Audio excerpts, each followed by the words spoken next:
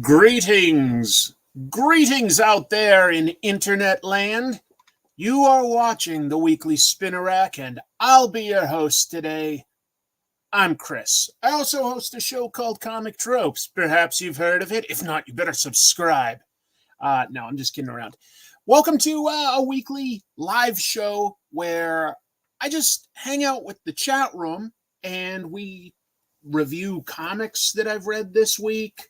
And we'll talk about comic book news. There was some really surprising developments, all sorts of interesting books that came out. Actually, just take a look. This was probably the most comics I've ever bought new in a single week. I got 16 books this week. I don't know about you all. Yeah, a lot of comics. A lot of comics. So I'm excited to talk about all those. First, we'll talk about the news of the week, and then we'll go into that. I've got a coffee here to keep me awake. I've got all sorts of things that I want to talk with everybody about. Thank you for the super chat. Hey, my sister's here. Hello, Jean. How are you? Michaela, lovely to have you here. Michaela, it's pretty late in the UK, but thanks for jumping in. I'll just give shout-outs to all these lovely folks that are jumping in. But yeah, really appreciate all these people jumping in. Look at this. I think some folks maybe deserve, what do you call it? A double salute, I think is what people call it. Hey, look at that. Comics Own, Andy Kuhn. Lovely to have you here, Andy. So here we go. Ready? 1, 2, 3. Double salute. That's for you. You earned it. Without any further ado. Oh, whoa, folks, we have a big guest. My wife is watching the show this time. What? I don't know what's for dinner, but I did mention to my wife that I really want fried pickles. I don't know. Am I pregnant? Maybe. I eat a lot of strange things. There could be something strange growing in my body, but I have a craving for pickles. Witness me. Oh, yeah. I hope folks considered, if not saw already, Furiosa. Quite a good movie. Isn't doing amazing, but honestly, here's the thing. None of the Mad Max movies have actually done amazing, but I do like them all quite a bit. Probably Fury Road remains my favorite, but Furiosa is quite a good film. If you have time, I really think that you should go see it. Let me add this. This is my news document, which I create with the help of a little somebody called Microsoft. They don't pay me anything. It's just easy to use PowerPoint. So, nailed it with the thumbnail, as usual. We'll keep going. Wanted to mention this real quick. So, this past weekend, I got Saturday off work so that I could participate in a live stream with a bunch of other comic book YouTubers. Michaela is in the chat room. She was part of this stream. Comic Drake helped organize it. I played in a duo with Godzilla Mendoza. Linkaro was there, and Matt was there, and Nerd Sync, and a bunch of other comic book YouTubers. And if your favorite wasn't there, trust me, we still tried to invite them, just not everybody's schedule lined up. We played Fortnite, and we hit our goal. We wanted to raise $5,000. We went a little past that. So I think that is a successful day. All of that money goes directly to the Cancer Research Institute. So that made me feel really good that I was able to participate and do something there. I wouldn't call my particular stream perfect. I got a capture card, folks. I just couldn't figure out how to get it to work, so I jury-rigged a whole weird system where I streamed to Twitch from my PS5, and then I used my streaming software to just grab that window. A little janky, to be honest. But yeah. So anyway, yes, Tiltify is just a service that allows you to gather the funds and send it to someone.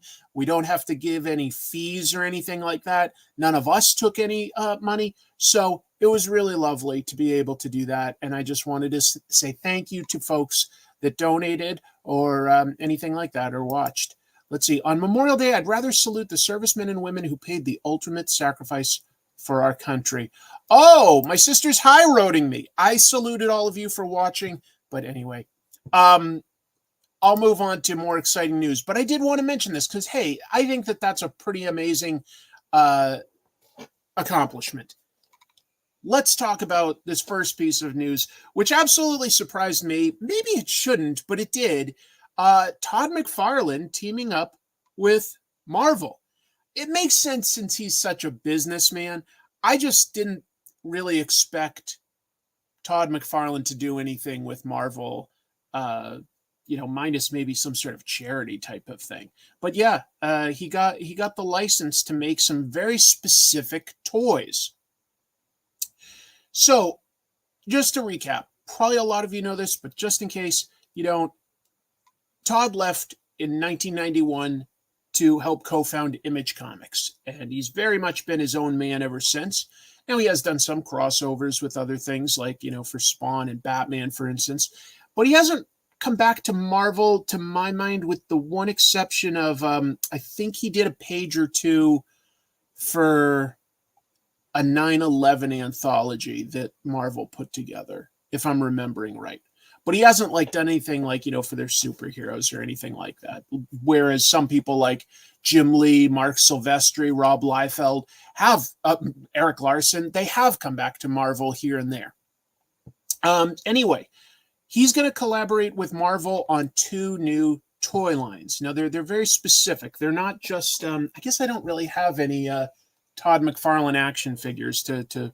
Oh, you know what I have? I got one of his page punchers. I think I was talking about the other week, and I got this little Megatron and an Optimus Prime. That's cute. So that's Todd McFarlane. He does a bunch of licenses. So they're going to make 2 lines. One of them is a 1/10 scale posed figures, which I take to mean statues. And it's going to be all based on artwork by famous artists. Todd McFarlane, Jim Lee, Steve Ditko, John Romita Jr., Rob Liefeld were all mentioned in the press release, based on, Spider-Man, Wolverine, Iron Man, Deadpool. Of course, it's going to be based on their popular characters.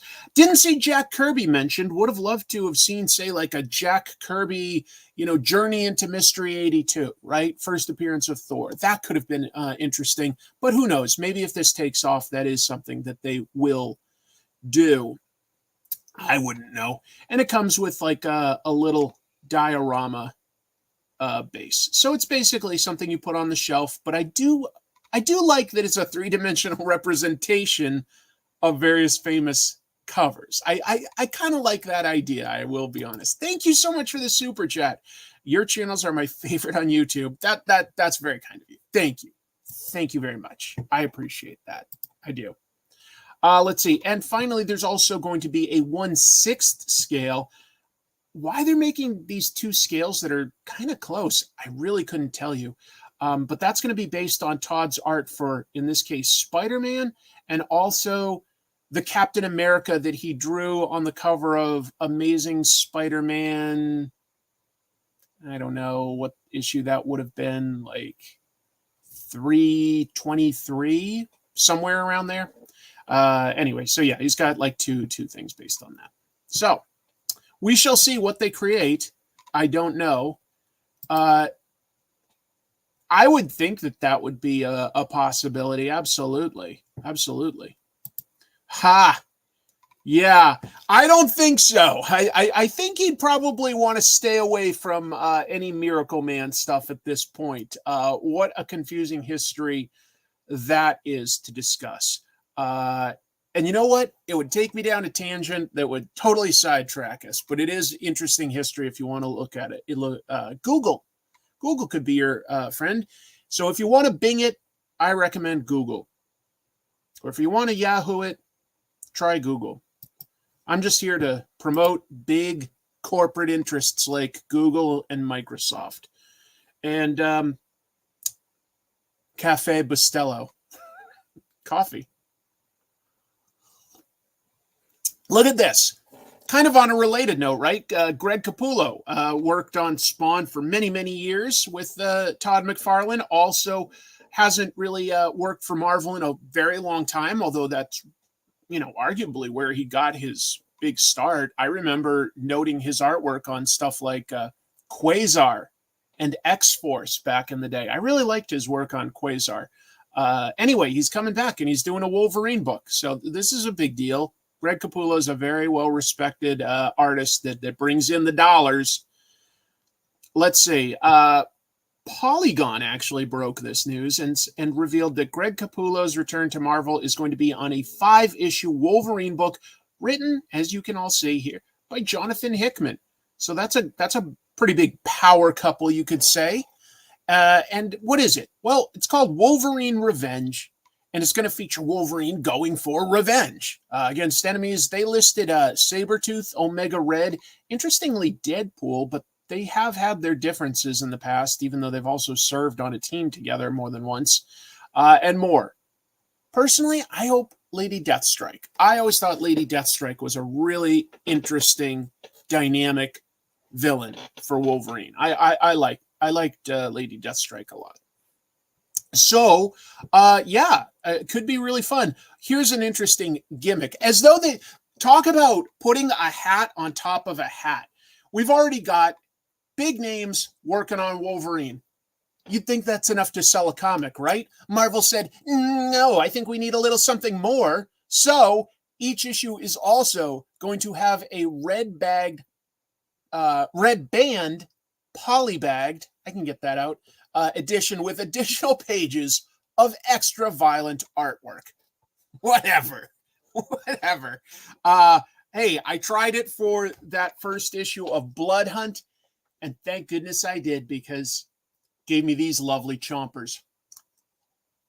I'm ready to eat my dinner, and I look so cool. Just tastes better every time I do that gag. So, yeah, Wolverine Revenge. I think it could be fun. I generally like Jonathan Hickman quite a lot. I think Greg Capullo is a fun artist. And, if you're just doing something fun with Wolverine, sometimes that allows the creative juices to get flowing. We'll see. Blood sold separately. Good one. Yes. Steve, lovely to have you here. Let's see. 90s are hot right now. Blood Strike 7 plus Local Man. I do have stuff to talk about that today. It's Blood Squad 7, though. Blood Squad 7. But yes, Local Man and Blood Squad 7, I observed the same thing. Super big into talking about the 90s Image comics and how they used to basically have a shared universe. It doesn't get addressed a lot anymore, but that shared universe is an interesting thing to explore and riff on 30 years later. Whew. Moving on. Players are exploiting a glitch of sorts in Marvel Rivals. I'll bring you up to speed if you don't know what that means. I assume that most of my audience is in their mid-70s and need me to talk to them and explain what a comic book is, what a video game is. Just kidding. If you don't know, though, Rivals is Marvel's Overwatch clone, essentially. It's a third-person team-based shooter. These types of games, very popular. It's currently in a closed beta test mode. So there are a lot of people that are getting to play it, and they're working out the kinks. But there's a big kink in this. We don't have an exact timeline on when this game is coming out to everybody, but it is going to be free. Yes, exactly. The Marvel what now? Huh? None of you are old. None of you are old. You're all young at heart if you love these comical books. If you can put up with my jibber-jabbering. So, I guess there's going to be like 39 playable characters. I think there's only 19 initially. But players have figured out that Doctor Strange is ridiculously overpowered in the game. He can create portals. People have figured out that with that portal technology, they can memorize where like a recently killed enemy is going to then spawn and just boom, jump to the spawn point and kill them before their opponent has a chance to get their bearings or get a weapon or anything.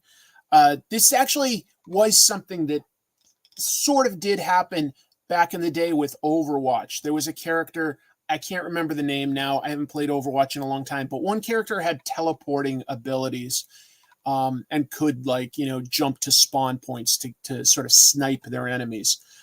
So anyway, apparently this is like pretty much breaking the game because Doctor Strange can just wipe out entire teams.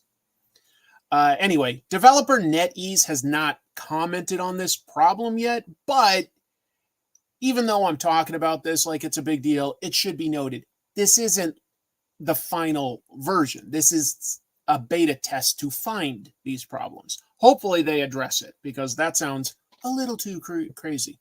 I don't think it was Tracer or Reaper. I'm trying to remember what the name of the character was that could teleport. I just don't remember. I feel like it started with a V, but that just could be my old man memory messing around with me. I just don't know. Some would say that 50 is old. Others would say that 50 is a hell of a lot younger than people in their 80s. So, it's all about how you feel. It's all about how you feel. How you can move around, how your clothes fit, how your brain works. Anyway. I've got more news, believe it or not. Venom War. I'll go through these kind of quickly, but some of these look a little fun, potentially. If people want to try to friend me on Fortnite, now that I have it, and I'm far from an expert, but since I got it for that, what do you call it? Comics for the Cure charity event, I'm on PlayStation 5 as Tabloid Cowboy.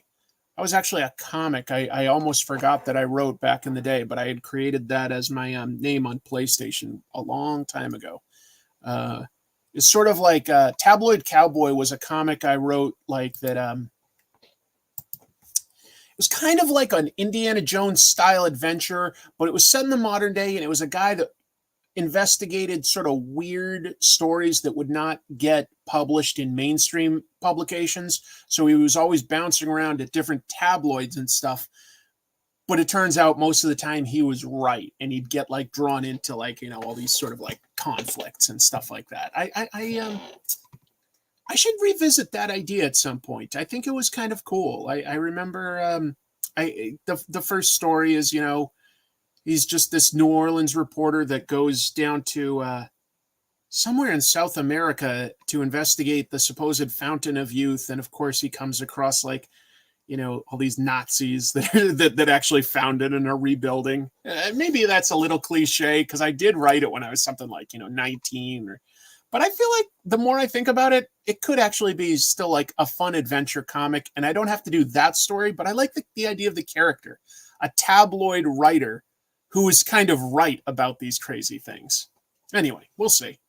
You remember that? Thank you. Yeah. Anyway, I'll come back to that. I'll get back to the news. That's why you're here. Marvel says that heroes are going to need to choose sides in the Venom War. And I know I will also be choosing sides. I will choose a side. Will I choose it tonight? Well, wait a moment and let's see if I'll choose a side. So anyway, in August, Marvel's going to launch a 5-issue series. So hopefully not too big of an event. We will see. I do get burned out on events, but I also like big fun ideas, and this does sound a little fun. So we'll let's see. We've got Al Ewing writing. I really respect Al Ewing. Ibn Coelho on art. I wish Eben had been able to stay on Fantastic Four, but I get it. Like, one of their better artists that Marvel has right now. And it's going to have Eddie Brock versus his son, Dylan Brock. They've both been host to the Venom symbiote. I don't know how they're each going to have powers at the same time. Maybe it's time travel, or maybe the symbiote split. I don't know. I don't keep up with this stuff. It's too much. But I do think it's funny to have father and son going up against each other as Venom. It's just crazy to me also, just that Venom has become this popular. That there's all these other characters that have had like the Venom symbiote and now have like, their own symbiote and look a little bit like Venom. It's just crazy.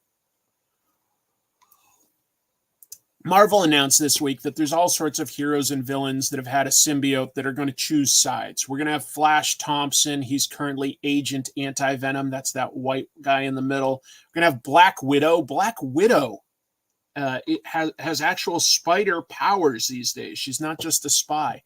We've got Carnage, of course. You got to have Carnage, I guess. You got Spider-Man. How are you not going to have Spider-Man? One thing I thought was fun, they say that a bunch of symbiotes will get out and start reviving the dead in New York. So there's also going to be some zombies. Crazy. Hey, Rebellious Monkey, thanks for the super chat. Really helps. Let's see.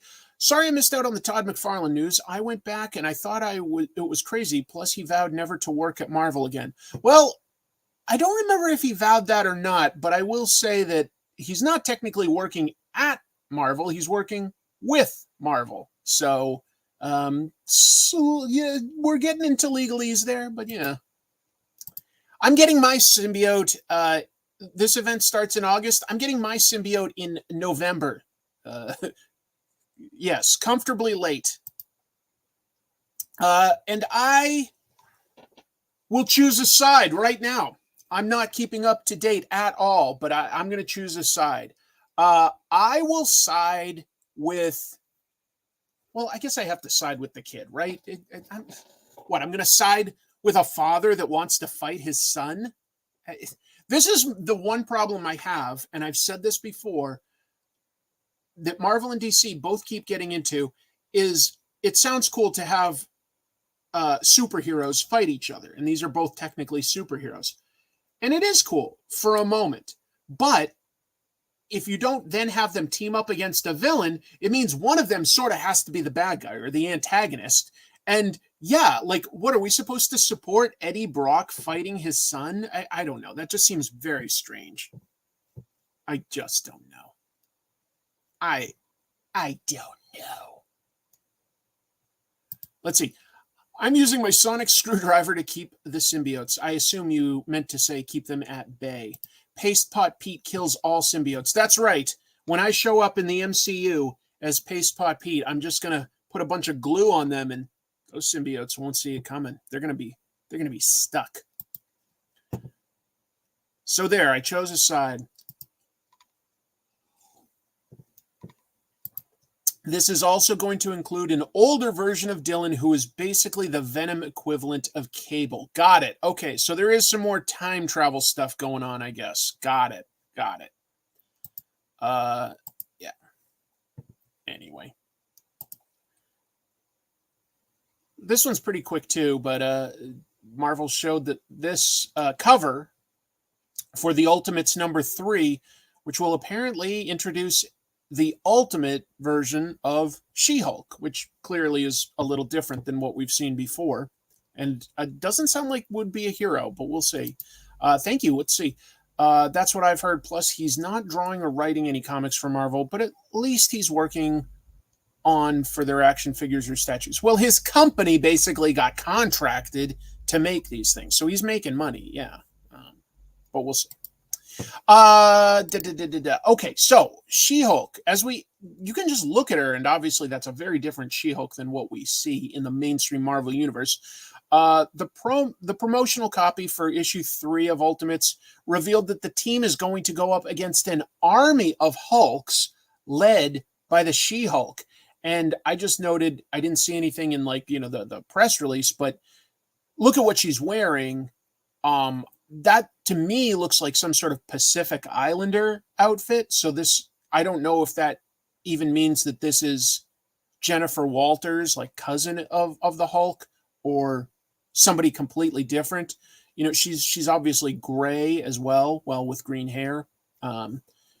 So it doesn't sound like a hero, but things change. I don't know. I keep saying that. I don't know. The team, if you don't know, of the Ultimates currently features Iron Lad, that's Tony Stark, Captain America, Thor, Sif, and Doom. And in the Ultimate universe, Doom is Reed Richards, but wears the Doom stuff because of what the villain of this universe, he created this universe. In fact, I'll just say it here. in the Ultimate Universe, Hulk is worshipped as a religious deity, and he's loyal to the evil Maker. Maker is the original Ultimate Comics version of Reed Richards, who created this Ultimate Universe.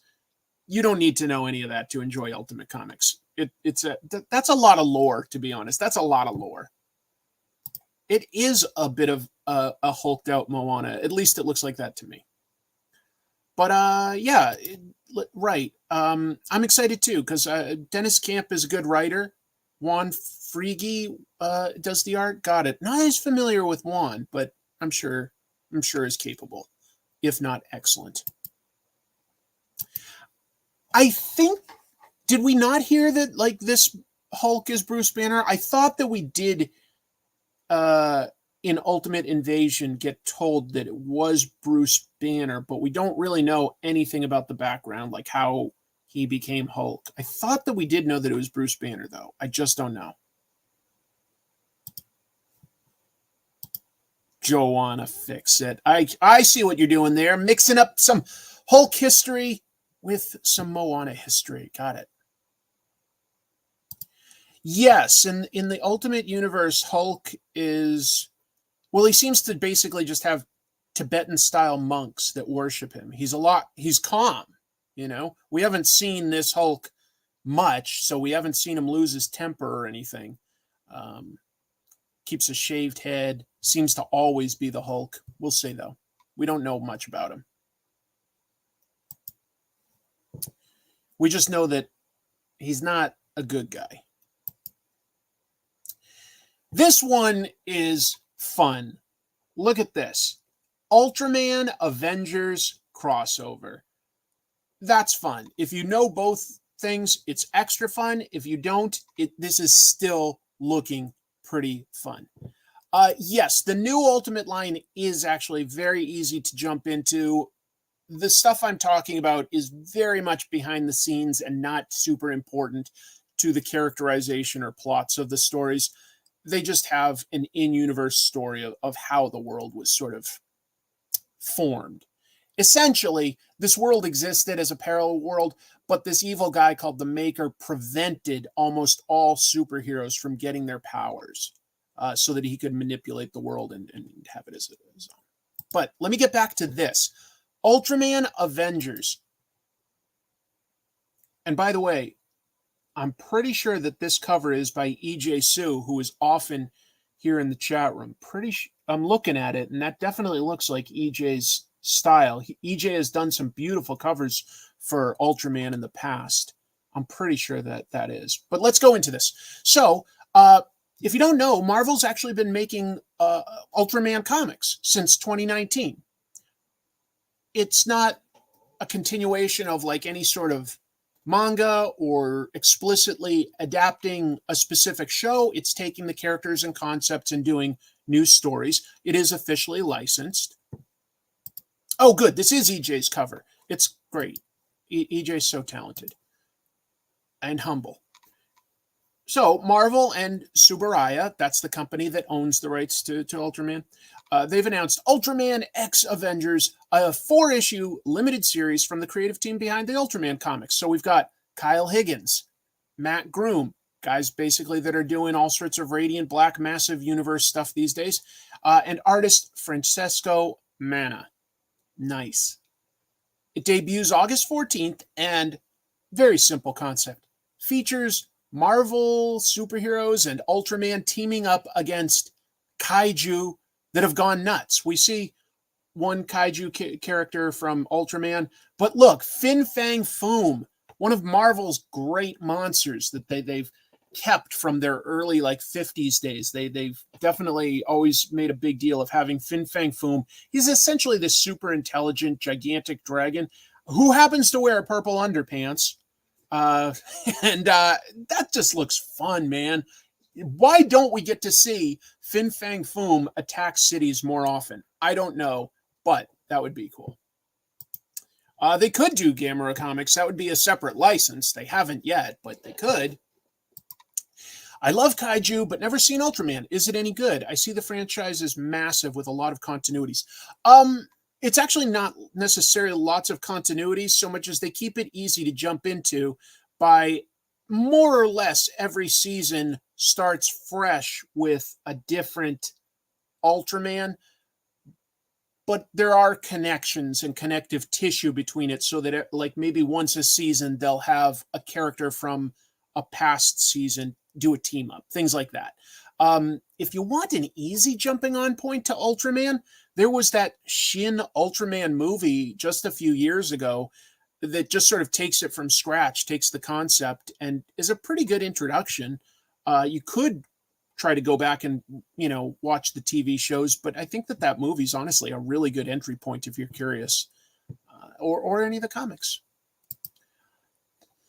Boy, going deep into some Fin Fang Foom lore. I don't think he's still missing a finger, but I don't know.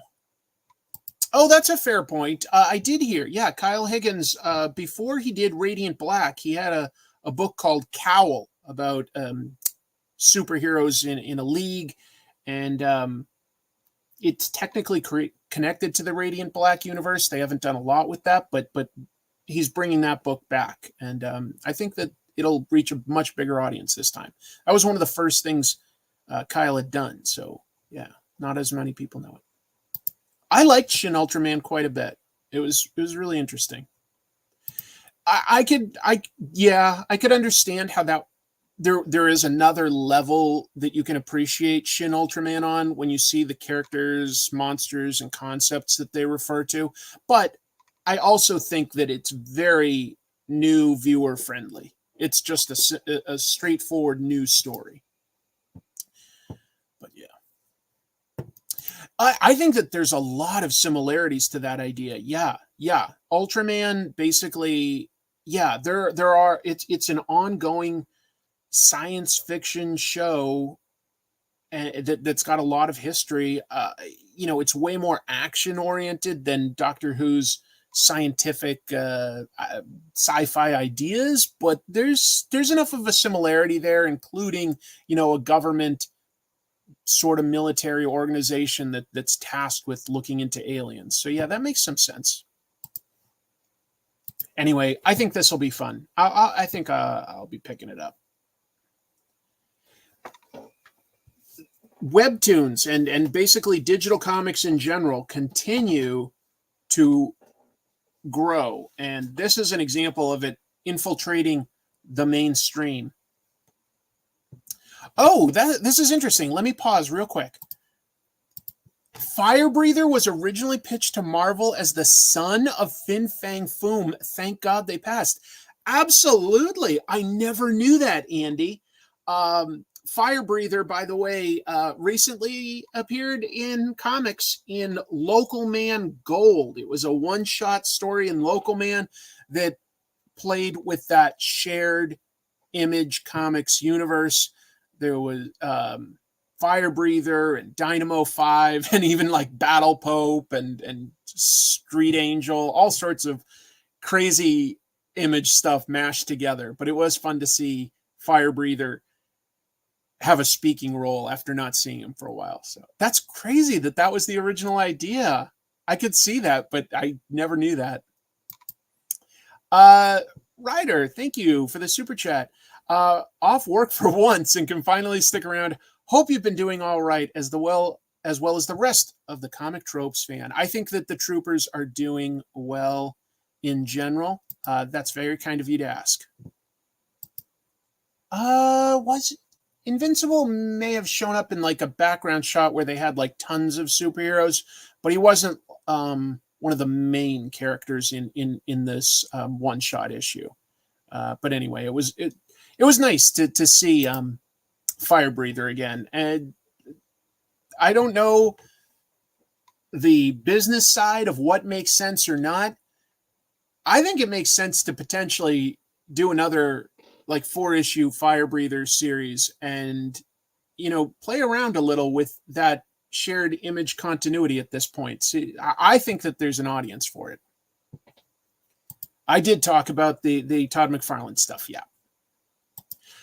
I have a bunch of Fire Breather comics from my supervisor. I didn't know that. I need to read them now. Oh, they're very fun. It's definitely, you know, like a teenage superhero, but he's like an outsider because of how he looks. He's got cool powers and a cool look. He's kind and friendly and empathetic. Like, he's heroic. It's the kind of thing that you see in characters like Nova and Kamala Khan and, you know, Jaime Reyes, Blue Beetle, you know, young characters. It's good. It's good.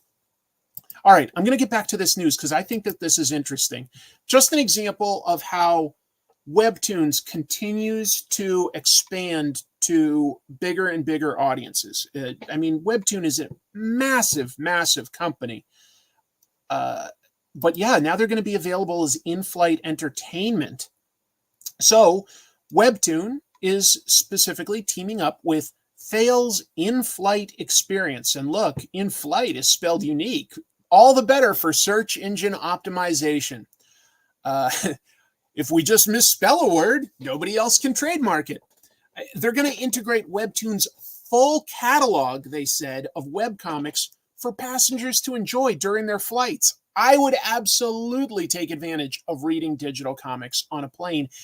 And the idea of scrolling them instead of having to zoom in on panels and go left to right actually makes a lot of sense to me for being in flight. This seems like, to me, a good idea. I don't know how much it will take off with everybody, but it seems like a great idea to explore because it seems like a very small lift on both companies' part to put this out. Like, new, all sorts of in-flight entertainment options. It's already existing material. It's a good idea. Passengers are going to be able to search and read thousands of WEBTOON digital comics on their personal mobile devices. So it will, like, basically connect, I guess, with the, you know, entertainment screen on the back of your of the chair. There's a way to just connect, and you can just read the comics right there on your phone. It's a good idea to me. Thales is used by, they basically create a lot of entertainment. I think that they make, you know, digital quizzes and little games, and they might even partner with like some of the TV stations or movie theaters. I'm not an expert on that part. I mean, movie production studios, but I know that they're used by American Airlines, Spirit, Air India is a huge carrier, and many more. So just a big change in terms of putting comics out there to other people. No, I talked about Dawn last week, though. Yeah, co-creator of Moon Knight and Bloodshot, worked since the golden age of comics. Great creator. Definitely missed. Yeah, you don't have to squint to read it on the back of your chair. My wife overheard you talking about this news and went, hell yeah, in the background. I'll tell you, like, as somebody that likes traveling and goes sometimes on some really long trips, I have trouble getting comfortable and napping on planes, unless I'm in first class, which I haven't been in like decades. It's just not comfortable enough for me.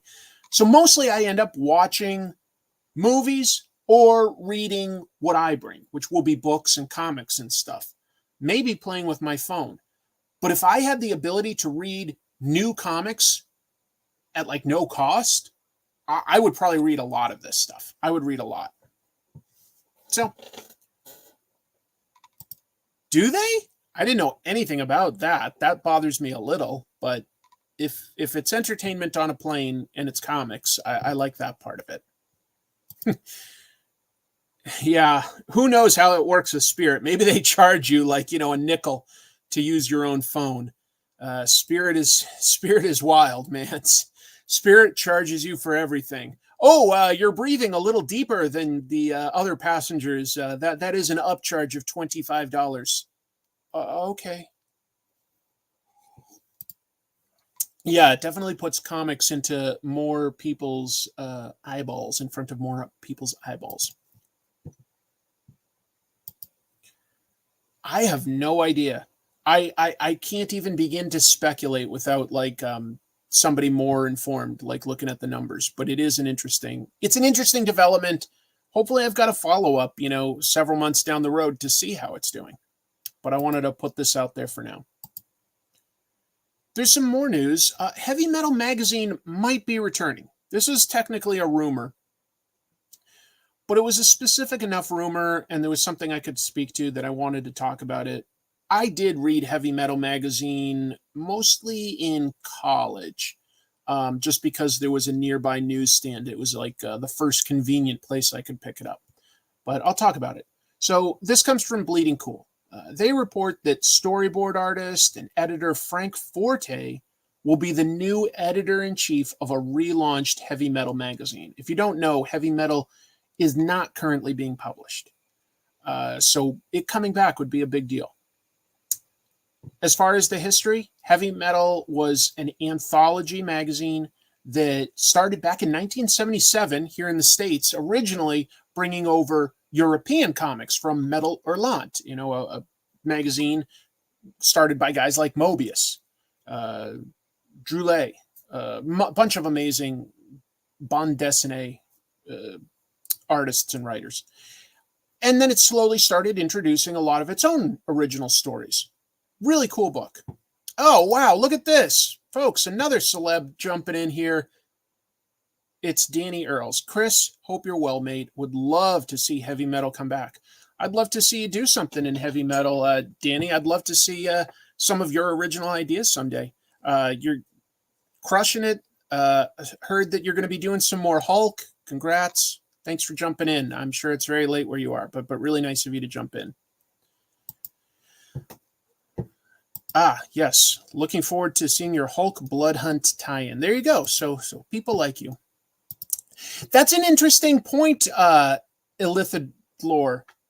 Maybe it is inspired by that. Penthouse Comics came back just a couple months ago, folks, and apparently it's doing all right. It's in the early days, so we'll see if that tapers off or not. But that's also sort of a sci-fi anthology, obviously bending more towards the erotic than even Heavy Metal. But yeah, from what I've heard, it is doing well, so maybe. Big fan of the early run of Heavy Metal. Who is the money behind the Heavy Metal relaunch? That is a great question, Andy. I tried to look into that. That I don't see. That's why I'm classifying this specifically as a rumor, too. Like, not just that Bleeding Cool says this, but I couldn't find any additional stuff beyond Frank Forte being the editor-in-chief. So let me go into that, because he's right. Like, who would be the publisher of this? Who owns Heavy Metal? It's complex. So I told you it started in 1977. It was its own organization. It was bought by Kevin Eastman, yes, Ninja Turtles, back in 1992. Later, that was sold to David Boxenbaum and Jeff Krelitz in 2014, but they were forced out of that. In 2019, Heavy Metal was taken over by Matthew Medney and David Irwin. And that was sort of during that era where they got... who are they? Grant Morrison to serve as editor for a while. It's a print magazine. It's always been a print magazine. Whatnot / Massive was announced to be printing a new version of Heavy Metal, and they commissioned a bunch of stories that were completed, and I believe the artists were paid. I didn't hear about anything about them not getting paid, but then they just decided to back off and not do it. I don't know why. That's never really been gone into. So I don't know exactly who owns it right now. I hope that this is true, that it's coming back, because the thing I liked about Heavy Metal was how it exposed me to a lot of different artists specifically that I hadn't come across before. Heavy Metal was the first place I was reading books by Mobius, Jodorowsky, Milo Manara, like Spanish and French and Belgian creators, sometimes Italian creators. It was a place that I just didn't get exposed to that. And there was no internet in the 90s that would have like digital comics or anything like that. So Heavy Metal was a big deal for me for a while. I would love for it to come back in a big way with like top tier creators. Because when it was at its peak, Heavy Metal did have the best names in the business. They really did. And it was a magazine, not a comic. So like while comic stores might carry it, I personally rarely saw it at a comic shop that I happened to use, but I did see it in newsstands. It was a really good book. It was a really good book. let's see. I hope it comes back too. It helps that my wallet has a feature that sounds like a grown man crying when things like this get announced. That's very useful.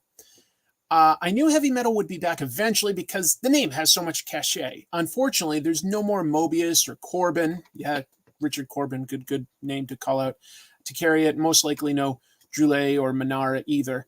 Maybe not. Maybe you still like some readers today maybe still haven't been exposed to some of those stories and you still bring back some of that older stuff. Like maybe you just mix in like one older story, because just to be clear, heavy metal was thick. It was like close to 100 pages, I want to say.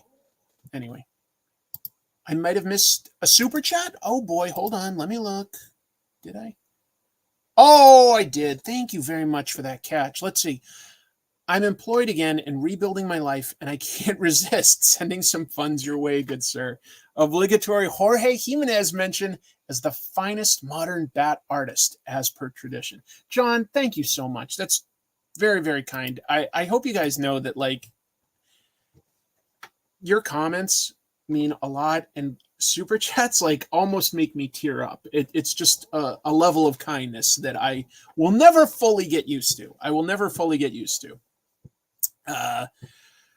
Someday I'll have to do an episode about Jodorowsky and Mobius specifically. But there's a lot of history there. But someday I will.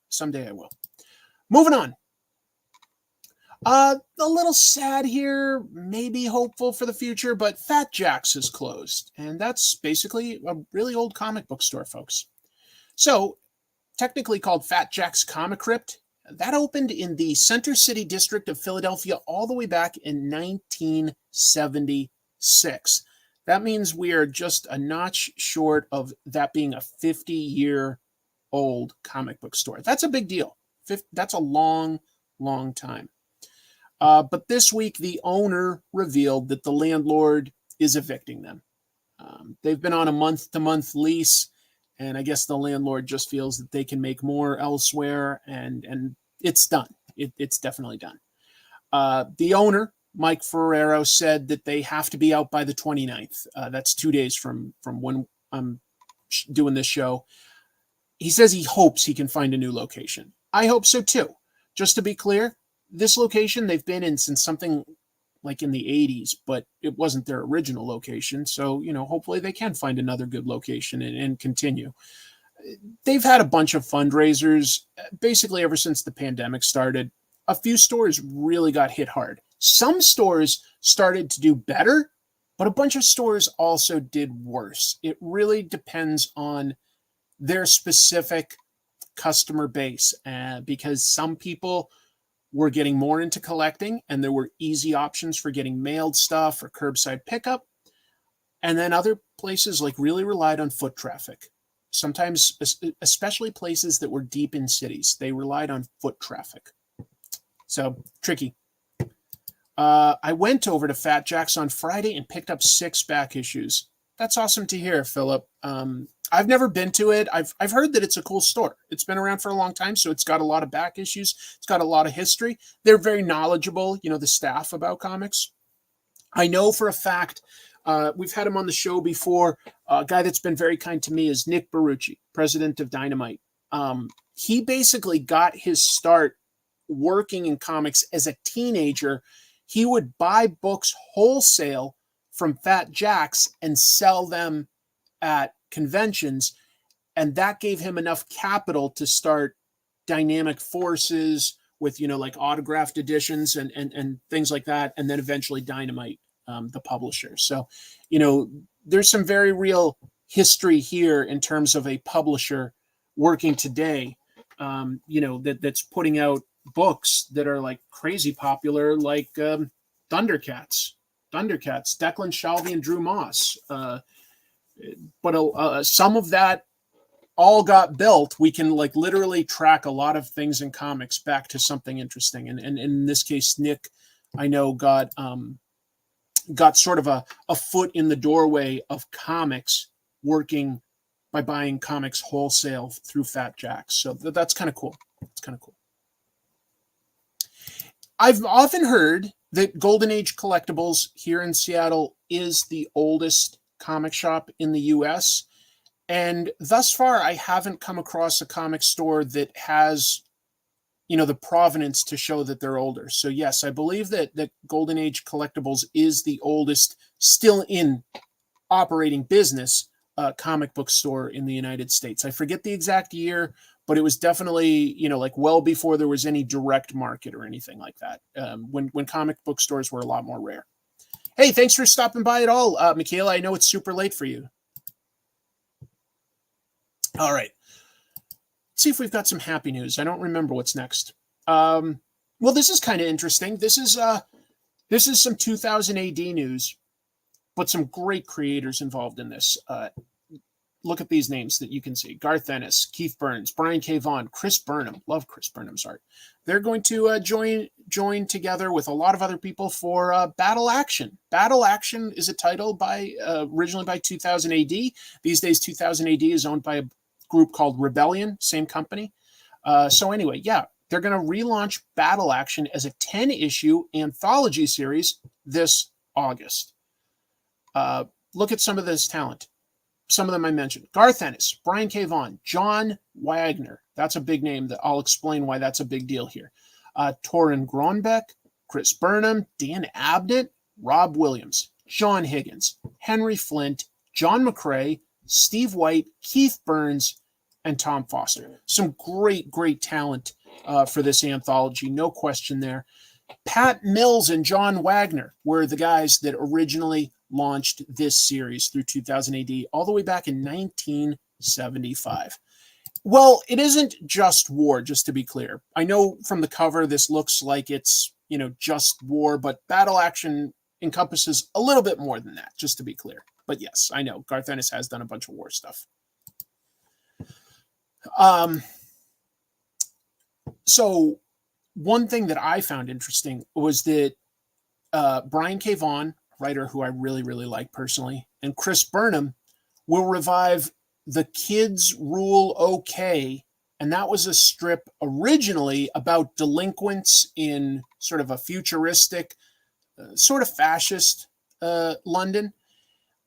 And it was very controversial at the time. I know that they talked about the book in Parliament, whether it was like, it was not quite to the level of our congressional hearings in the 50s with Dr. Frederick Wortham condemning, how comics caused truancy.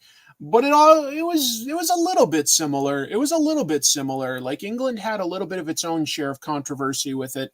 And it was enough that 2000 AD pulled that strip. My understanding is the new version, since Brian K. Vaughan is writing it probably, is that it's going to be about an American kid being sort of like hassled and harassed by some British delinquents, but the kid getting sort of teased and picked on might have some strange abilities. Oh yeah, Mills and Wagner did Doctor Who together. They've both done their fair share of stuff in, across 2000 AD, but certainly we here in the States know Judge Dredd better than the rest of it. Yeah. Anyway, a lot of great creators involved. So some interesting history, hopefully, too.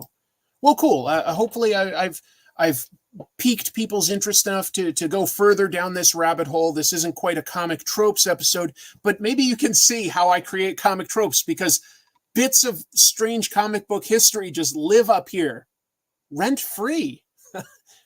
So yeah, I don't know why I remember all these things, but yeah.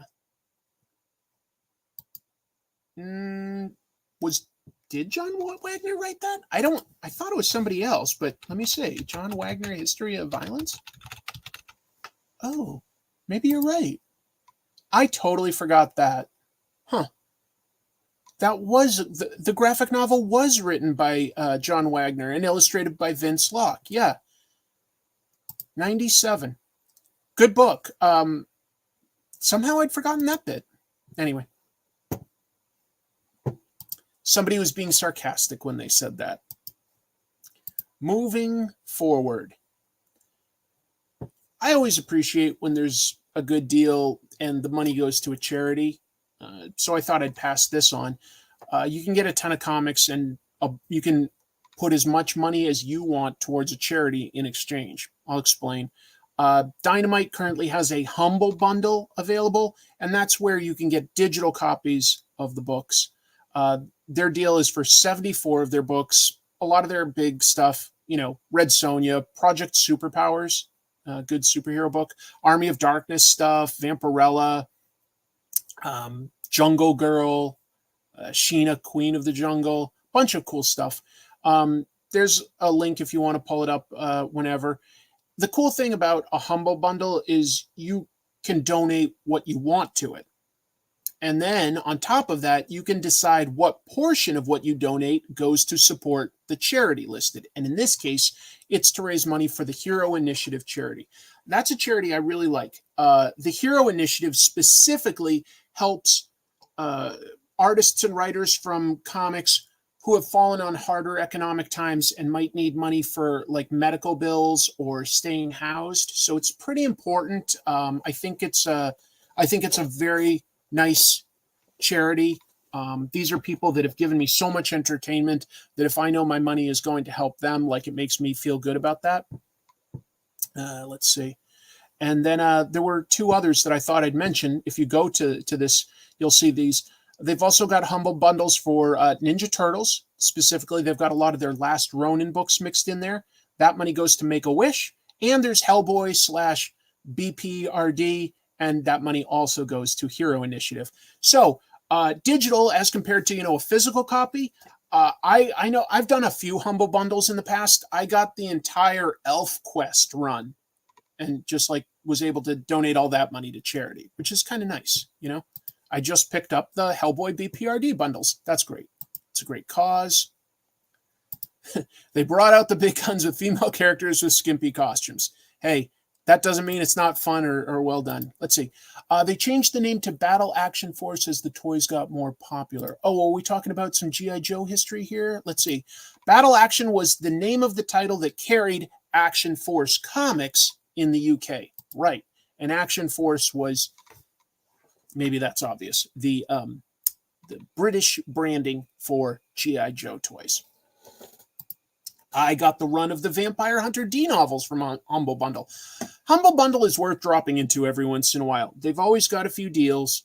But like I say, you get to choose what you want to donate and how much of that you want to go to charity versus the publisher. It's just a good deal. It's a good way to do things. I like it. I really do. So yeah, if you've ever been curious about jumping in on some of these Dynamite, Ninja Turtles, or Hellboy titles, I think that this is a very affordable way to get a nice little library and see which of it you like the most. Oh, can you read it for free on the ElfQuest website? I didn't know that, but I'm still happy to have donated to charity and have it in an easy-to-read format all myself. So that's interesting. That's another thing I'd love to do an episode on someday is ElfQuest. I'd really like to do that. Almost done with the news, and then I've got a lot of comics. But Frank Miller is getting his own documentary. This art is not by Frank Miller. Who did this art? I'm trying to remember. I didn't make a note to myself, and so it's completely eluding me. If I heard the name, of course, I'd remember, but right now it's totally eluding me. But yeah, a documentary on Frank Miller. So it's about his basically 50-year career in comics. There's no question Frank Miller has done a lot for comics. Ronin, Dark Knight Returns, Batman Year One, Daredevil Born Again. I know that's all 80s stuff. But, Sin City, Martha Washington Goes to War, just a lot of really interesting stuff, a lot of an interesting career. Could it be Francavilla? I don't know. I don't think it is, but maybe. So the documentary is going to feature interviews with his students, with collaborators and admirers. That's all from the press release, by the way. Neil Adams, Robert Rodriguez, Jessica Alba, Jim Lee, Zack Snyder, Stan Lee, many others. Always interesting to hear some of these people talk. The film is going to, it's mainly going to be streaming, let's be clear. But it is going to receive a one-night nationwide showing. That's on June 10th through Cinemark. So if you've got a Cinemark chain near you, June 10th, you could see this in the theater if you wanted to. That's also going to have Frank Miller getting interviewed in person by Neil Gaiman beforehand. And then New York specifically will also get a sneak preview on June 6th at the Angelica Film Center. So if you live in the LA area, you could also go to that. And that's got an interview beforehand with Rosario Dawson talking to Frank Miller. So it will be on it could be end up on Tubi. There are some documentaries about comics on Tubi. Steve Sorensen recently posted on the Comic Tropes Facebook group about one. You really do get the news from pros and cons if you're like me and aren't attached to the internet 24/7. It's not fun to be attached to the internet that much. I just have a specific search term and I see what pops up and I filter through that to try to get the top most interesting stuff that we can riff on. I doubt it's going to talk about something that personal. I think it's specifically going to focus on his creative work, his process, his ideas, and his execution. Yes, clearly at a certain point, Frank Miller went through some sort of a health issue. I've never heard anybody specifically talk about it. Neil Adams, before he passed, seemed to hint that it was like related to alcohol. I don't know if that's true or not. I really don't. And you know what? I guess ultimately it's not my business. I'm kind of curious because like he seemed to, age quite a bit really fast at a certain point. I do think he's starting to look like better and better from where he was like 10, 15 years ago. Anyway. June 10th is a Monday at 8 p.m. I'd have to skip your show to see it. Well, that's completely unacceptable. Oh my God. Tubi is amazing with how much it has there. Yes, it has like movies and TV shows and even stuff like international. It has all of classic Doctor Who. It has tons of stuff from Japan that's crazy. It has like Italian movies, action movies from like the 70s and 80s. It has all sorts of schlock horror.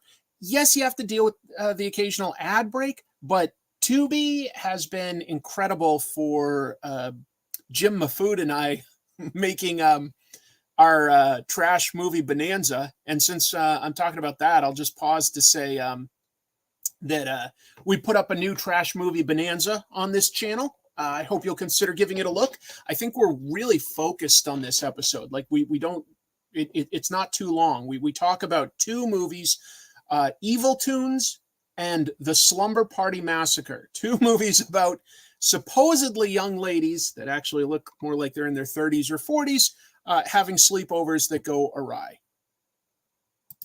No, it does not have the TV show I made in college. No. Oh, yeah, it's a good book. Yeah, Gibbons and Miller did a good book with... I'm also surprised that hasn't been adapted, but anyway. Tubi has the Death Stalker movie series. Yup. Just got into Tubi for the first time. I didn't realize this stuff was actually free, like legit free. It is. In order to see like an R-rated stuff, I think you have to just create a profile, just a login and stuff. But they don't send you any junk. It's really an entertaining site. Yeah, Dave Stevens, right? There's a Dave Stevens documentary, creator of Rocketeer. Gone too soon. Oh, there's Jim. There's my Jimmy Jams. It is the trashiest episode yet. We're getting close to having a catchphrase like "Let's trash it up" or "This is trashy." Yeah. Let's just say that, like, if you watch the latest trash movie bonanza, we get into some crazy stuff within a few minutes. It does not take long. And Jim has been exposing me to some great garbage. The next episode we're going to make, folks, is going to be way more comic book based. We're going to look at Howard the Duck and Swamp Thing. So that'll be fun. Look at all these folks that are happy. Garbage Day. We haven't covered that one yet because it's been talked about a lot, but it's certainly an option. Yes, exactly. We've come to take in the trash and then regurgitate it back to you, not unlike a bird. We're birds. Yeah, that's interesting. A TV series might work actually. I don't think it has to be that movie style, by the way. Like, I think you could just do Sin City in just black and white without lots of sort of CG stuff, and it would still be a good crime show. That's my think. Last piece of news, I was surprised by this, but Batman The Long Halloween is getting a sequel, and I'm just surprised because, of course, the artist Tim Sale sadly passed away not that long ago, and also the writer Jeff Loeb hasn't really been working in comics for like over 10 years, not like regularly or anything like that. He's sort of more back in Hollywood. But yeah, DC announced at the London-based MCM retailer event this past week that Jeff Loeb is returning to write a sequel to The Long Halloween. And this is something that Loeb himself said. Batman The Long Halloween, The Last Halloween, is Tim Sale's parting gift to me. Tim and I had already decided to tell this last chapter following Batman The Long Halloween special, which will serve as the prologue to this 10-part action-packed mystery. Issue 1 is going to have artwork by Eduardo Risso. Love him. Future issues are going to be illustrated by Klaus Janson, just a really important Batman artist. Mark Chiarello, great artist. Other artists to be announced. You know, if you don't have Tim Sale and you're going to do this, maybe that's a good way to do it. Like, just rotate in some artists that have history with Batman. That's not a bad idea. It's not a bad idea. I don't know. And basically, this promises to tell a story wrapping up the war between Gotham City's freaks and organized crime, with some sort of story tying back to the original Long Halloween. Long Halloween, great book. Really, really good story. And I say that as somebody that, if I'm being honest, like, I've never really been the biggest fan of Jeff Loeb as a writer. I don't like hate him or anything like that. He's just not always for me. And Tim Sale, it sort of depended on the project, how much I enjoyed it. I always respected him, but some of it I thought worked really well, and some of it I thought was a little too over the top for the project for my tastes. But no matter what, I think that they came together with a really classic story. Long Halloween's very good if you haven't read it. Very, very, very good. Dark Victory was a sequel, and I guess these guys decided that they had an idea to sort of wrap up these threads that they had put out there with those stories. Anyway, but they were a great team. They really were. They were a great team. They did a bunch of stuff at Marvel too, Daredevil and Spider-Man, and didn't they do a Superman story too? I can't quite remember right now, but yeah. The man who wrote Commando. Let off some steam, Bennett. But I very much admire that comic. It was really good. Let's look at some comics that came out this week. I don't know if this was a bigger week than typical, or if I just bought way more comics than the average person. But there was a lot this week. There was a lot. Bear with me. I'm just focusing the camera, and then I'll join all of you for some fun reviews. That looks just about right. There. Okay. I got 16 books this week. God, that's a lot. That's a lot for me. Extra camera.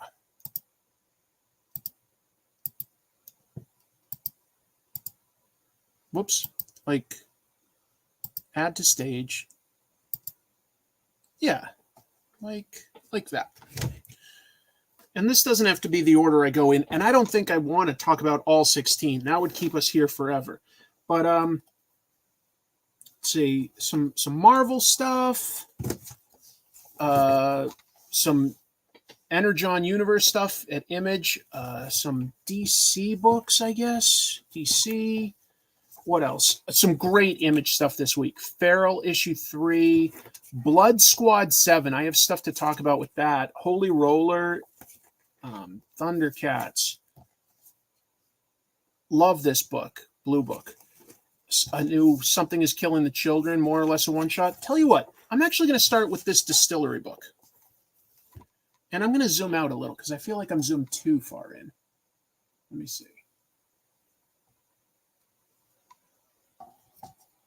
You saw some of my mess here. I'm so sorry.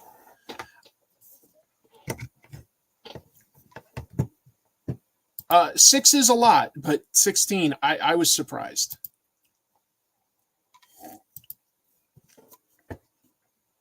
It probably could have been more, but I was working on Wednesday and I didn't have time to go to more than one comic book shop. So my wallet was like, thank you. That's enough. That's enough. Let's talk about White Boat. First of all, Scott Snyder and Francesco Francavilla, in my opinion, already teamed up to do a fantastic horror story when they did the Comixology book Night of the Ghoul. I think that was a really good pairing. And this is also a very good pairing involving a guy whose twin brother drowned at sea when he was young. And he's clearly got emotional issues that he's never addressed. He lives in the Key West basically by himself, and he writes articles about the big mega yachts. And he gets invited to a mysterious one known as the White Boat, a super yacht that, you know, people don't know much, if anything, about, have never been on. And it looks exotic and nice, but like he's like, this is nothing I haven't seen before, until they let him down into the bowels of the boat. And all of a sudden, it just seems to have all sorts of like artwork throughout history by famous people that no one else has ever seen. And the corridors go on for ages and ages. And he's just trapped down there dealing with stuff. Why? Very mysterious and unsettling. The fact that you also know that no matter what, even if he could find his way out of this downstairs area, that he's still on a boat out at sea, that, like, you know, there's no escape, is very interesting. Yeah, a couple people are bringing up some stuff I want to talk about as well. Talking about format and pricing. That is one thing that I want to address. So I'm very aware of that. Very aware of that. Here's the one thing I'll say. So first of all, this is a good book. I certainly recommend it. Is it a good value? I think it's pretty much a good value, but it's close. It's really pushing it. And I do think that Distillery is potentially alienating itself from new readers. I'll explain. But as you can see, it's a different size. And I'm not against a different size, but this is a very different size. You know, it's both taller and wider than the average comic. It makes it a little trickier if you're going to start getting lots of Distillery books. So you're like, well, you know, I can't put this in my long or short box. This goes on a shelf. That's okay, I suppose, but it's still a consideration, right? It doesn't fit with everything else. That's okay, because I get omnibuses. One of the books I've been talking up each week that I love that Image is putting out these days, I was just seeing if I had the latest issue nearby, is The Last Mermaid. Love The Last Mermaid. I'll say nice things about that every chance I get. And that's slightly boxy, but it's not as boxy. But here's my biggest concern. The price is $8.99. It's a little thicker than your average comic. And your average comic these days is going to be about $5, okay? $5 for 22 pages of story. That's already pushing it. That's already pushing it. I think when you've got, like, you know, a new publisher, a new book and everything, $8.99 is a big ask, because this isn't just a one-shot. If it was a one-shot, you'd go, okay, you know, maybe I'm paying $9 this one time and I get a full story. But this is an ongoing. I think $9 is a pretty steep entry point. And maybe they're intentionally doing that because they want to push their future sort of digital versions, which I think will be more affordable.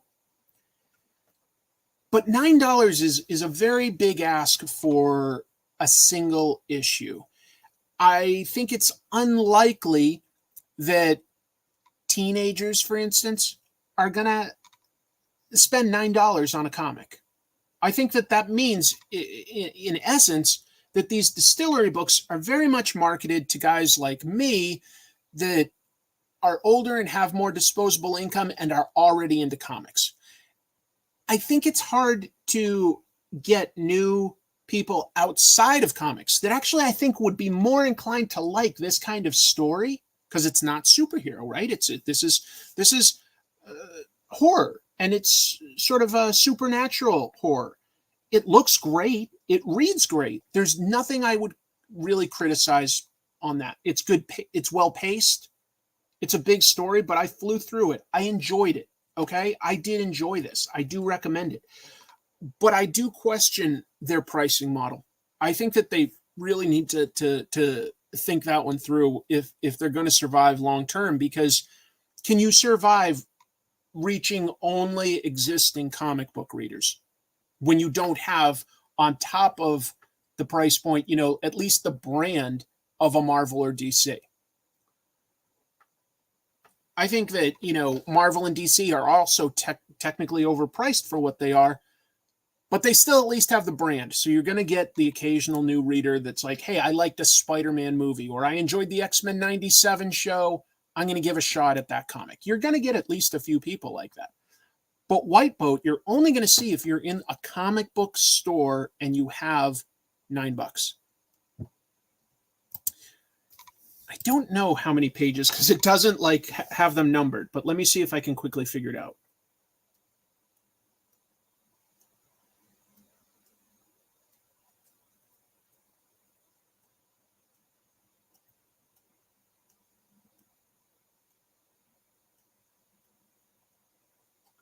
Yeah. Yep. It's 48. 48 pages. So it's basically twice a normal comic. In other words, I get it.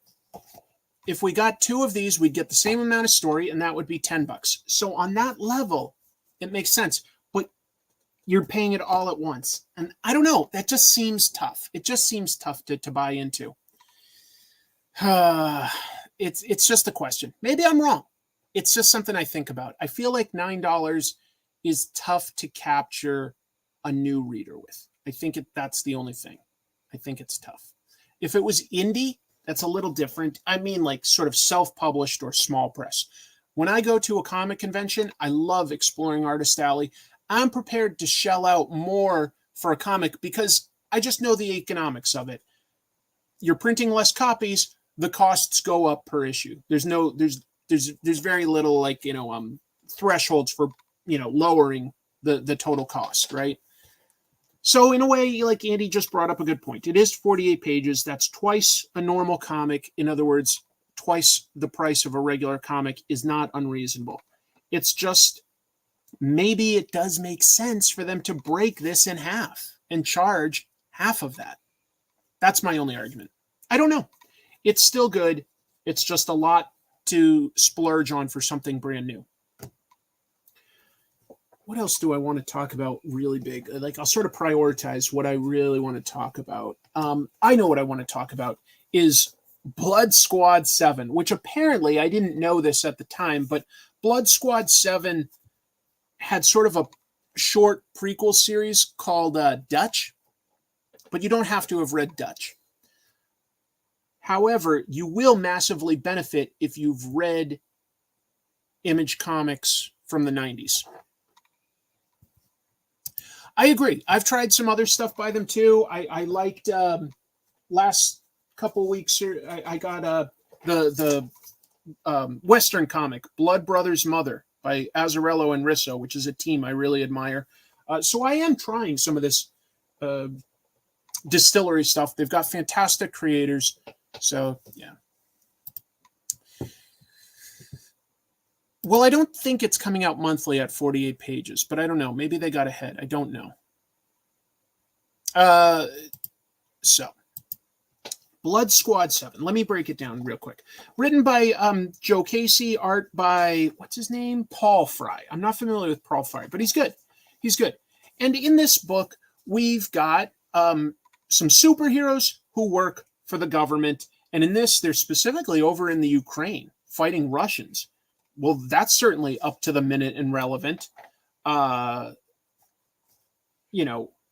would potentially, in the real world, ask all sorts of questions like, does that escalate things? And in a way that America couldn't really continue to fight at. Like, we've got like a handful of superheroes.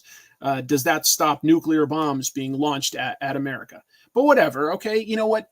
Comics with superheroes can also be a power fantasy, and it's fun to see bad guys get their due. And I'm sorry, but I think most people will agree that it's horrible what's happening in the Ukraine, and it's frustrating to feel like we can't really directly get involved because it would just escalate things too much. But it's some horrible stuff happening over there. Anyway, as we continue, we get to know some of the characters, and a lot of them are government people. And it turns out there was originally in the 90s a government team called Blood Squad 7. And if that looks familiar, it's because, come on, they are clearly saying that Blood Squad 7 was very similar, if not exactly the same, as Youngblood, without being able to use that term. Okay? Youngblood and Rob Liefeld, no longer part of the Image universe. I'm pretty sure Liefeld himself does not even own the rights to Youngblood, unfortunately. That honestly, is messed up. But it's interesting because now we're dealing with a shared Image universe, and they're able to riff on the differences between stuff from the 90s and stuff from today. And it's bonkers that it's been this much time, but it is 30 years. It's 30 years, people. A lot has changed. It's interesting seeing them talk about using it as toys and treating them as celebrities, and how that was an interesting experiment, and it sort of worked for its time, but it's not going to work today. They're going to have to do things a little differently.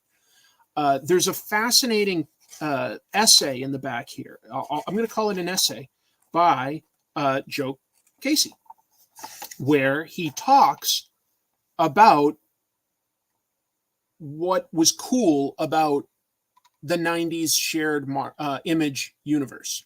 And without saying the names or the title, he explicitly refers to how Youngblood was a cool concept that never quite got fully explored in the Image universe, and that, if anything, it's even more relevant to talk about it now with time and history. And I think he's got a good point there. I think he's got a good point in that when Image first started, and there was Savage Dragon and Wildcats and Cyberforce, Shadowhawk, and Spawn, and Youngblood, do it all.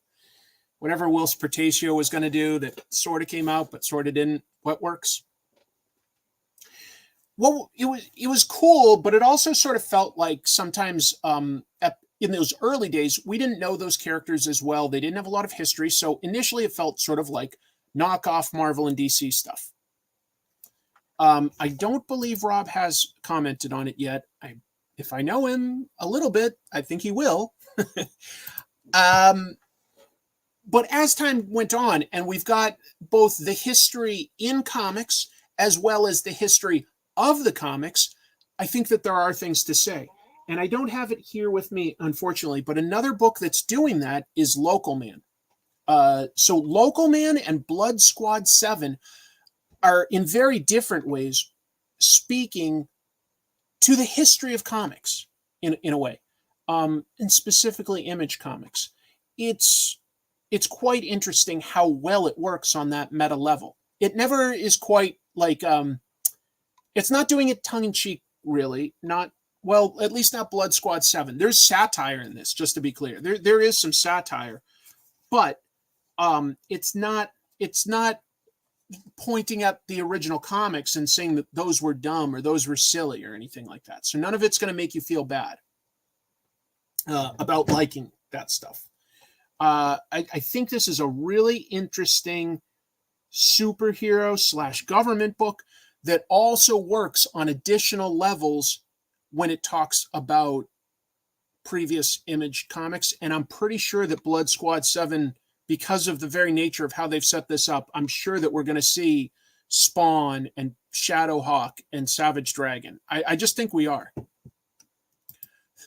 Local Man is fantastic. Local Man, I absolutely love. Local Man is about one guy from one of those 90s Image superhero teams that wasn't really in the 90s. He's recent, who had like sort of like he had a falling from grace. He's a celebrity on the outs, and he retreats back home to his small town, you know, to live with his parents who don't quite like absolutely love that. And he gets drawn into sort of mysteries and conspiracies. And he is super powered, but it's, you know, super powered on the level of like, you know, a Captain America or something, where he doesn't have telekinesis or fire powers or anything like that. He can just see the potential in an object, and like that mostly means he can like throw things with perfect accuracy, like a Hawkeye type of thing. It's really good. It's really good. These are two books that are currently commenting on the comics history I grew up with in a lot of ways. And it's cool to see it work on a secondary level like that. But yeah, this is still, even if you didn't read those comics or you don't care, it is still giving you an interesting take on some very different people working together for the government, and how messy that just seems to be with like superheroes working for the government. It's very messy. And there's some family drama, and there's like one of the superheroes seems to be a little out of control. It's not too bad at all. What else do I want? I'll talk about Thundercats briefly. Issue 4, and it wraps up the first arc for Thundercats. I think it looks good, and I think it reads well. As somebody that was never like really a massive Thundercats fan, I actually can pick up and read this sort of new continuity and really enjoy it on its own merits. There's a couple new characters. There's a little more depth to a lot of them. That does mean that it moves a little slower than I might have expected, as they're building the characters' relationships, and not like just like, this week we're fighting this mutant, and next week we're going to fight that monster. But there's good and there's bad here. I think it needs to be a little faster paced, in my opinion. I like the first 2 issues more than the second 2 issues. I also got a little frustrated. Now, this is a really stupid critique in some ways, but I got frustrated because I came across several spelling mistakes in this. So, you know, if any publishers out there want to hire me as an editor, the least I can do is proofread things well. I'm trying to see where those pages were, but basically, there's one series of pages where they're talking about seeking somebody's counsel. And by that, yes, here it is. This series of pages says this many times. There's nothing wrong with seeking counsel. But by that, maybe I'm mistaken here, and then that'll be embarrassing. But I think that when you're seeking counsel, doesn't that mean it's spelled COUNSEL? Because they keep spelling it like a council, like a group of people, COUNCIL. I hope that I'm wrong about that. And then there's another, and I won't remember exactly where it is, but they spelled it's wrong. They were saying something like, it's Lion-O's sword. No, that's not it. It's saying, I forget where it is, but it's supposed to be it's just ITS, and they put an apostrophe in it to mean it is, and that's a mistake too. And I know that that's shallow of me to get bothered by this stuff, but I need it to be a little faster, and I don't want to see little mistakes like that. That's all. But I do like some of the new ideas that they come up with. Yeah, it'll be interesting. So I think that this is going to take like a small hiatus and have a Chitara miniseries before it comes back with the next arc. And okay, thank you, folks. Really, okay. I'm a nerd for that stuff. I catch that. So yeah. So Council and It's are two things that like. It just. You know what? I like how Ryder just said this, so I'll just say that. It's not shallow, it breaks the immersion. And immersion is a word that can get overused. Let me comment on that real quick in a second. But yeah, a couple spelling mistakes in a big title like this. I'll tell you a little story, guys. So back in the day, Robert Kirkman had a book called Battle Pope. This was way before he ever did Invincible or Walking Dead or the Energon universe. And I happened to read Battle Pope issue 1. And I thought it was very funny. And I don't remember what the word was now because it's well over 20 years ago. Jesus, probably like 27 years ago or something. But I found a typo and I wrote in and I said, I loved it. Here are some typos I found. And oh, that's right. I did do that. Yeah, I did proofread a lot of your essays. I don't mind doing that. I don't mind doing that as long as I have the time. But you're family, so of course I'll do it. Anyway, so I wrote to that, and the reaction I got was, well, thanks for reading it. Tell you what, if you're so good at finding these mistakes, how about you find the ones in the next issue? And so ever since then, Robert would send me the PDFs of all the books he did. And I would try to do everything I could to catch the mistakes or sometimes continuity errors and things like that before they came out. And so that went all the way through, his Super Patriot books and Tech Jacket and Invincible and Walking Dead. And at a certain point, since I obviously wasn't credited or anything as a proofreader, I asked if I could just, you've got an editor that you pay, like I'm going to step back at this point. But I did that for many years, and it was fun. It was interesting, and I like comics to read well for other people. Yes, that was the error that I first caught. Thank you for reminding me. Issue 1, the title was Battle Poop, and I said, you keep referring to this vicar who's been raised to a higher status. Don't you mean Battle Pope? He's like, good catch. Anyway. That was a perfect Robert impression, just to be clear. Thank you. Anyway, it's just something I catch. And I'll be honest, I haven't really seen too many mainstream books make those little things. So I'm not mad at like anybody in particular, but I guess the credited editor is Nate Cosby, who's done some great stuff. But Nate, hire yourself a better proofreader anyway. Not meant to be mean. Not meant to be mean. What else can we talk about? I'll tell you what we can talk about. Let's talk about Blood Hunt, because this is Marvel's new big event, right? Vampires versus superheroes. It reads pretty well. Jed MacKay has got some interesting characterization, some nice dialogue, some interesting twists that I didn't see coming, and some fantastic artwork by Pepe Larraz, as well as, I'll just say, Marta Gracia definitely does a lot more sort of colors and hues than some colorists, but it's still toned down enough that I think it reads very, very well and doesn't muddy up the art. But here's a really weird thing I want to say. At this point, it's not really a spoiler to say this. It's just the premise. There's a new Lord of the Vampires, and it's Blade. Now, the mystery is we don't know why Blade has turned vampiric and evil, right? Blade has always been a hero. So we've got Blade as a guy that's been turned into a vampire. And then who else gets turned in this? I think, I'm trying to remember which, there's another superhero. It's not War Machine. Well, it's not Captain America, Sam Wilson, but who else was there? Oh, Black Panther. Black Panther also gets turned into a vampire, I think.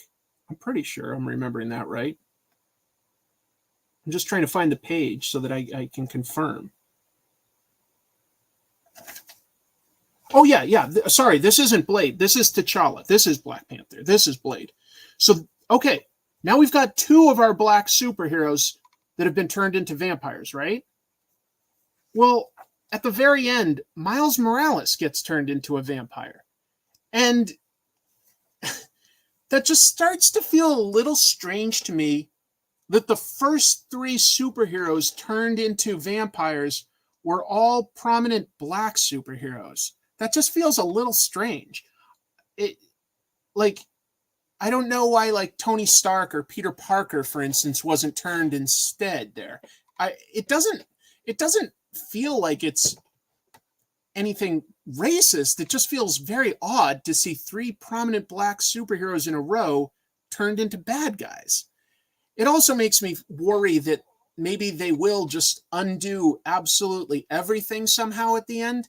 And I don't necessarily want like one magic, snap that undoes everything. I hope that it doesn't go that direction. For now, it's still interesting seeing the superheroes rally and figure out a way to beat vampires. It's interesting seeing Dracula, who's a longtime villain in the Marvel Universe, team up with Blade's daughter. They have a shared goal, and it is interesting seeing them work together. It's interesting seeing Tigra go to Doctor Strange for help and what happens there. And the Avengers prove that they are like the best team. Yes, they got absolutely decimated in their first encounter with a bunch of super vampires, but they rally in some really clever ways in this. Vision, for instance, protects his mind from getting attacked by cycling through all sorts of brain patterns. It's a thing that he can do. Captain Marvel literally carries a vampire up through the clouds that have formed to put them in the sunlight. There's clever moves here. There's clever storytelling. But it was strange to see three. Yeah, maybe it will have story relevance, although that would seem very strange. I don't know. I wasn't reading the Blade story, so maybe Adana did turn Blade evil. If it just feels weird. It's just a feeling. It's not like you could point to some specific thing and say, you're doing something wrong. It just doesn't feel right. So anyway, we'll see. A lot of the superheroes are still in really bad shape. Doctor Strange, Thor, Scarlet Witch. Essentially, look, they took the godlike people off the board for some of this. Maybe that makes sense. Well, that's a good point. And did he even get bit? Or are these vampires working differently somehow, which could be interesting? I don't know. I liked it. I just felt very strange about, when it starts out and I'm like, oh, now Black Panther is a vampire too? Geez, that seems like they're really behind. But okay, that's raising the stakes on the story. But when it ended with Miles being a vampire, I go, this is going in a strange direction. Why not Carol Danvers? Why not Tigra? I don't know. If Storm gets bitten next issue, it'll be sure that it's story related. Maybe it is. I don't know. But how do you undo this in a satisfying way, too, is one thing I'm starting to worry about. How do you undo? I like seeing superheroes really up against a superior foe and have to be clever. And I think that in issue 2, the Avengers are clever in how they come back. But have you gone too far by having, Doctor Strange basically cut in two? Have you gone too far by having like 3 of your superheroes turned into vampires? Or is there going to be a satisfying way to get out of this and save the day? I wonder. I do wonder. That would be a little funny if Jubilee became a vampire again. Maybe. Yeah, maybe you just kill the head vampire and everybody else that was infected goes back to normal. I don't know if those rules work in the Marvel Universe. the way they've been able to beat vampires before, and this was going back to like I think the late 80s, there was always this page, I think it was in the Darkhold, called the Montesi formula. And at one point, Doctor Strange was able to complete that spell, and for a long time, all vampires were wiped out from Marvel Comics. And then in the 90s, when Ghost Rider became popular again, they did all these spin-off titles with like Morbius and the Night Stalkers, which reintroduced Blade, and they slowly brought vampires back in a new way. But anyway, we'll see what happens. What else shall I discuss? There were so many comics this week. Very charming book, Sensational She-Hulk. One of the first ones I always read because it's breezy but like funny and emotional. I really enjoy reading this every week, but I don't have a lot to break down about it. It's just good art and good writing. This is a really good She-Hulk run. There's this Spider-Man stuff. Immortal Thor is great, but this is like right in the middle of a somewhat complex arc. I could talk about that. I could talk about Ultimate line with Black Panther. No, you know what? Here's what I want to talk about for a moment, is the Energon universe. Yeah, and then maybe Wonder Woman. Let me just acknowledge this super chat because I really appreciate that. Swim Reads Comics, thank you. I've been working on a vid on comic commercials. Do you have any favorite examples of that? Example, OnStar Batman, TMNT and Pizza, MCU car product placements. I have two that I really love. One is when Acura was the official car of Thor: The Dark World. What does that mean? That was literally what the commercial said, and it was hilarious to me. They go, the Acura, it has a refined interior, superior styling, an efficient engine, and it's the official car of the movie Thor: The Dark World. I was like, what does that mean? Like, there's no scenes in that movie where like Thor drives an Acura around or anything like that. So that was all that commercial cracks me up. Also, kind of related to this, I loved the animated commercials for the G.I. Joe comic throughout the 80s. They looked great. It was short, but it got me excited. I loved those commercials. I wish they'd do something like that again. Did Darcy have an Acura, though? It doesn't seem like it would be in character for Darcy to have had an Acura. Yeah, so this is the final issue of the Cobra Commander series within the Energon universe, and I liked it. It looked great. It's a cool introduction to characters in a new way. Basically, at the end of this, Cobra Commander has set up enough sort of resources and stuff. He's got access to something called Energon, which is new in this, and that could be used to power all of Destro's war machines. So they form a very tenuous relationship. So it's moving things forward. It also makes Cobra Commander capable in a specific way. He's very capable. He's a bit of a psychopath. People don't really like him, but they also realize that he can get stuff done, and they sort of need to work with him. So he keeps partnering with key figures that are eventually in the Cobra organization. He hasn't really formed Cobra yet, but this is starting to form Cobra, and it's interesting. Also, by the way, we finally get him in his classic outfit, which looks great. Great artwork by Andrea Milana. In this version of the Energon universe, Cobra Commander was a human, but he spent a lot of time living and working in Cobra La, which is this pre-human civilization that everything is organic technology. Nothing is mechanical. So they found it very offensive that Cobra Commander was experimenting on a robot, Megatron. But they knew that it could potentially give them tools to beat the entire world, conquer the world. But Cobra Commander was always working for himself. They've had a falling out. That's okay. At the end of this, Globulus, the leader of Cobra Law, basically boards a starship to hunt for Cybertron and destroy it because they find it so offensive. And that means, so with Cobra Law going to the stars, I have to imagine that we will finally get more connective tissue between G.I. Joe and Void Rivals.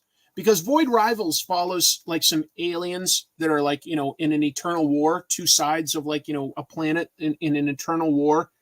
And we've seen several Transformers flit through, as well as the Quintessons and other like sort of tangential Transformers things. But there's been no connection between Void Rivals and G.I. Joe. Transformers have also interacted a little bit with G.I. Joe. So it's all in one shared world. But Void Rivals, this book, has not connected with G.I. Joe. I have to imagine that with Cobra Law going to the stars, that's going to be some sort of connective tissue to further cement this stuff and move it forward. Maybe bring some of these characters to Earth. I don't know. I'm speculating wildly.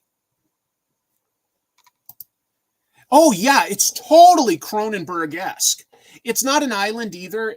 They live in like the Tibetan mountains. They've got like this huge underground society in the mountains. And yeah, it's very Cronenberg-esque. All sorts of like, you know, bugs and all sorts of gross stuff that they use as their technology. It's cool. But yeah, so Void Rivals is also fun. And in this, the heroes specifically come across an Autobot who's sort of been like trapped on their planet in like this desert area. And he goes up against this really efficient mercenary, this tiny little mercenary that like can still challenge a huge Autobot. And yeah, it moves stuff forward in a satisfying way. There's some interesting stuff with the Quintessons. I like Void Rivals. I would say that my favorite books are definitely the Transformers title. The Transformers title is spectacular. And after that, I've really enjoyed Duke and Cobra Commander. But I don't dislike Void Rivals at all. It's good. I would love to see it more fully integrated with the rest of this shared universe. And I think that we're finally getting there. The coloring really pops. The coloring is good because it is supposed to be sort of in a dark wasteland. And so I think that the purples and cool colors work quite well in this, actually. It means Springer sort of contrasts with his green, but he's still a cool color mostly. So he like really fits in the environment here well. It does seem to have a lot. It does seem to have a lot. Yeah. Springer's great. You know, they've got it. Anyway, yeah, it's fun. It's really fun. Those could be really cool figures. I will say that one thing I like about there's two main characters in Void Rivals, if you guys don't know, Derek and Salila from other sides of the war, and they're wearing these space helmets. They're vaguely human underneath, just different colors. But Derek has something called the Handroid, which is like a robotic hand that can, you know, scan the environment and give him advice and stuff like that. And it's a little bit sarcastic, but the Handroid is great. A prosthetic enhancement. It can do all sorts of things, like a little bit of surgery. It was great. It was great. Handroid is a supporting character, but it's a good supporting character. The reason Handroid works well is I would say that one of Robert Kirkman's specialties in writing that I don't think he uses enough these days is he's a very funny guy in person. He really is. He's hilarious. If you've seen him at a convention appearance, you'd know that. If you know him in person, you know that. His first comics definitely had a lot of humor. Once he got to like Walking Dead and more superhero stuff, I don't think he leaned on the humor as much, but I think he should. And Handroid gives us a good taste of that. Prosthetic enhancement. Beautiful, beautiful. Yeah, can pull him around. Like if he's unconscious, it can still like grasp and drag. Yeah. Devastator is in the Transformers comic, but not in space. That's all the Earth-based stuff. So he's in the main book. Good standalone issue of Something is Killing the Children. Blue Book is fascinating. If you want to know the history of where the interest in aliens and UFOs and stuff came from, this is a nonfiction account of that. And this specifically follows the 40s all the way through the 70s, like newspaper headlines, government and military officials that had things to say, people that claim to have seen aliens or UFOs, and basically how they all got debunked. It's really interesting. And next issue will like totally wrap it up, talking about how, you know, the White House really did have the government create something called Project Blue Book, which was to look into all supposed, alien encounters and figure out the truth of it. But this does tell you and debunks in a big way the Roswell stuff that's known by a lot of people. It's a really interesting look at history. The Displaced is still coming out, but I'm behind on it. I don't know if he'll troll us. I have one like long shot idea for Void Rivals, and I could be way, way, way off. But I feel like there's a small chance that the aliens in Void Rivals could become things like the Headmasters and Target Masters and Power Masters of Transformers. That would be a little bit of a change to existing like characters, but those were all originally like human people that could turn into the engines, guns, and heads to control like robot bodies. I feel like there's a small chance that could happen, but it could be I could be way off too. I don't know. Issue 5 of The Displaced is the finale. That's a neat guess. Again, it really is a guess. I haven't seen anything specific that would indicate that that's the case, because in, for instance, either the comics or the toys or the cartoons, Lord Zarek is the head of Scorponok. We haven't seen any character called Lord Zarek in Void Rivals. But if there was, we'd probably get ahead of the story. So I just sort of feel like that's a small possibility. We'll see. I don't think that they're planning on adding any more IPs to it. I hope that they don't, honestly, because first of all, it has to come from Hasbro or be original. If they want to create something original to go along with it, fine. What other toys that Hasbro has would fit well? I don't want to see Visionaries come back and be worked in. It just wouldn't fit. Mask, you could do, but I don't know that you get that much out of it that doesn't already exist in G.I. Joe or Transformers, to be fair. And I don't know that it would add that much interest at this point. Like, Mask was cool, but it certainly was never as popular as either G.I. Joe or Transformers. It just wasn't. So I don't know that you get that much out of it. What else came out this week that's worth talking about? I will be honest, I like the Ultimate line. I'm not really feeling Ultimate Black Panther too much. And I do a lot of times like, the art is good. I will say that there's zero I'll complain about with Stefano Caselli's art. Brian Hill is a good writer, and he's got some good ideas, but this is also a book where it's just sort of building a little too slowly for me. When you start these new universes, there's so much groundwork to lay if you want to get to the point that the current Marvel and DC universes are at. And I don't think you benefit from rushing any of that. Instead, I think what you'd benefit from is focusing on character and single issue stories. And then maybe 6 months to 12 months in, 6 to 12 issues in, that's possibly when you'd benefit from starting building more of the world, more of the lore, and more of the connective tissue. And I know that that's a long time, but I think that that's when it works, is you have to be patient and build that up. And I think that they're just trying to build way too much lore too fast in this. There's stuff with Moon Knight. There's, the Dora Milaje and Shuri.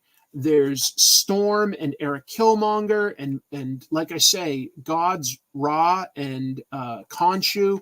It's a lot, especially when you connect that to the larger universe.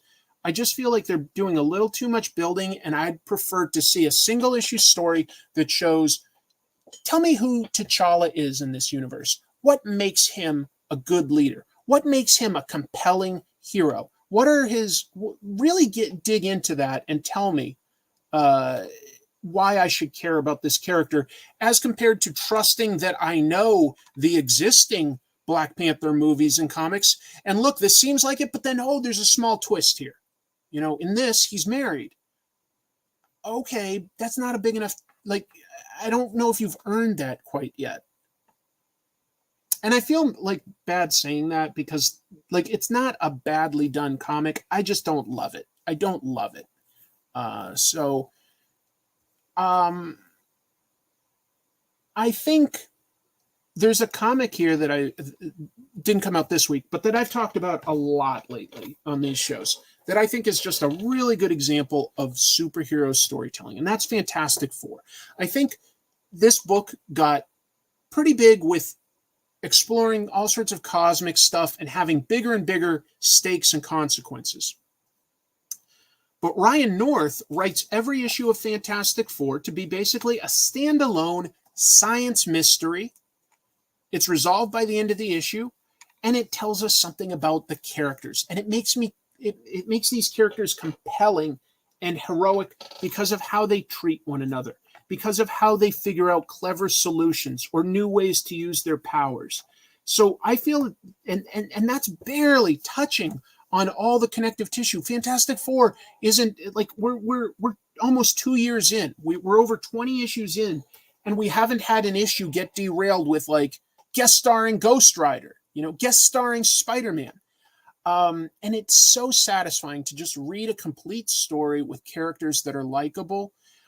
I would argue that that's the model, that exactly what he's doing in Fantastic Four is what should be being done in all of the Ultimate books for at least a year. At least a year. And the one that I will say comes closest to that is Peach Momoko's Ultimate X-Men. That actually is a very different type of story that does feel like it's slowly building up characters and telling the story in an interesting way. So I really respect what Peach Momoko and Zach Davison are doing on the Ultimate X-Men book.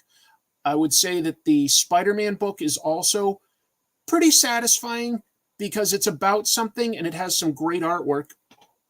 It took me a while to realize what Spider-Man, Ultimate Spider-Man, was about. It took me a little while because, he's an adult and he gets his powers late in life. He's married, he has kids and stuff like that, but he hasn't had that with great power comes great responsibility moment where he needs to become Spider-Man. But I realized that there is something very probably relevant to people even a little younger than me. And that is the idea of having your future taken from you by others. And I feel like that's a real feeling that young people today have, that millennials and younger probably feel very strongly that the previous generation has prevented them from having a full future that they can build for themselves. And I think that that's some of what's happening in Spider-Man is he's like realizing like, oh, I was supposed to be Spider-Man basically, but that didn't happen. Now I can be. And how to reconcile that new opportunity. I think that there's something that's really tapping into younger readers than myself there. That's quite clever. Jonathan Hickman, man, I think he looks at real stuff. I happened to order a Peach Momoko from Starbucks. Yes. You almost could. So that's probably all the comics I need to really talk about because most of the rest are, even if they're good, like World's Finest and Wonder Woman are really good books that DC is putting out right now. But there's not a lot that I think I have to say to break down these individual issues. I will say that it's nice to see a great writer paired with a great artist and have a longer run. We're already, 27 issues into World's Finest, 9 into Wonder Woman. Jesus, 27 issues. And I know there have been a few fill-in artists, but that's over 2 years of Dan Mora drawing this book. He's great. Daniel Sampere doing some incredible stuff on Wonder Woman. DC has some top-tier artists.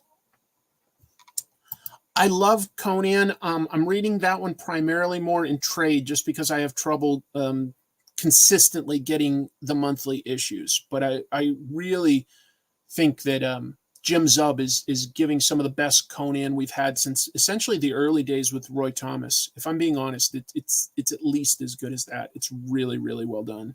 Yeah. Conan is definitely a recommend. And when they've got Rob De La Torre drawing, that guy is the reincarnation of John Buscema. Just a great fit for that title. Great fit. Thank you very much, Dr. Shoebill. I appreciate that. I have no idea about Jonathan Hickman's personal life. I don't know if he has kids. I don't know. He's a good writer. He really impresses me. I'll go over one more that I have here this week. And I don't have a lot to say about it, but I'll say that Feral is quite good. That should be no surprise if you read Stray Dogs. But man, Tony Fleeks and Tim Seeley are two people that are having an incredible career right now. They work together on Local Man. This book is written by Tony Fleeks and art by Trish Forstner. Just a really fascinating look at sort of the zombie or plague apocalypse story done through house cats, because what would be scarier to them, house cats specifically, than being outdoors and not having their human, and having all these things with, like, we already knew that there was rabies out there, but it's a special strain of rabies that's more dangerous. Well, they also have humans going after them, humans that they normally want to trust and stuff. But these humans work for, something like the CDC, and they've been tasked with killing any animals in this certain region because they all could be spreading this really dangerous plague. It's a good adventure book. It looks charming and cute and stuff, which just makes the scary stuff hit that much harder. The colors in this are great. You can tell that it's all sort of supposed to be happening dusk in the woods, just a great color palette, really strong. All sorts of great twists and turns to the adventure, and what's happening with some of the heroes. They're meeting new characters, they're losing characters, and in this, they think that they found their way home, but of course they can't read. They don't know that this quarantine zone and plague is way more dangerous than they expect. I strongly recommend Feral. It's great. It's really cool. It isn't quite We Three, although you could see some similarities in terms of, animals trying to get home, and it's not quite as sci-fi or anything. We Three is maybe a little more heartbreaking and a little more realistic, whereas this has some of that cartoony art by Trish Forstner that also helps contrast with the horror of what's going on. This is closer to a true horror book with likable protagonists, whereas We Three is science gone awry and tragedy. We Three is a tragedy in some ways. That would be amazing. Yeah, if Don Bluth wanted to come out and use his animation style for an adaptation of Stray Dogs and Feral, that would be great. I really recommend this book. We Three, I think We Three is closer to realistic, and it makes it really hit hard. Really hit hard. Oh, one fun thing about this, Jeannie, if you're still here, my sister, you can submit pictures of your cat, and they print them in the letters page. They print pictures of their pets, but specifically cats for this one. So we've got some really cute cats. I should send mine. I should send Jack and Lillian. That would be nice. That would be fun. Let's see. Well, I guess that is 2 hours. That flew by for me. In terms of what's coming up, remember, there's a new Trash Movie Bonanza on this channel. I think it's a really entertaining one. I think that Jim and I are getting closer and closer to a really smooth interaction. I think that this one's focused a lot more on analyzing all sorts of aspects of two trashy movies in very different ways. And the next one we'll do, like I said at the beginning, comic book related. We're going to look at Howard the Duck and Swamp Thing, two misguided early attempts at live action superhero stuff. That'll be fun. So that'll come in a week or two. Oh, thank you. By the way, one of our viewers, I never want to say a fan, but a viewer of that show, guy goes by Punker Mike on Instagram.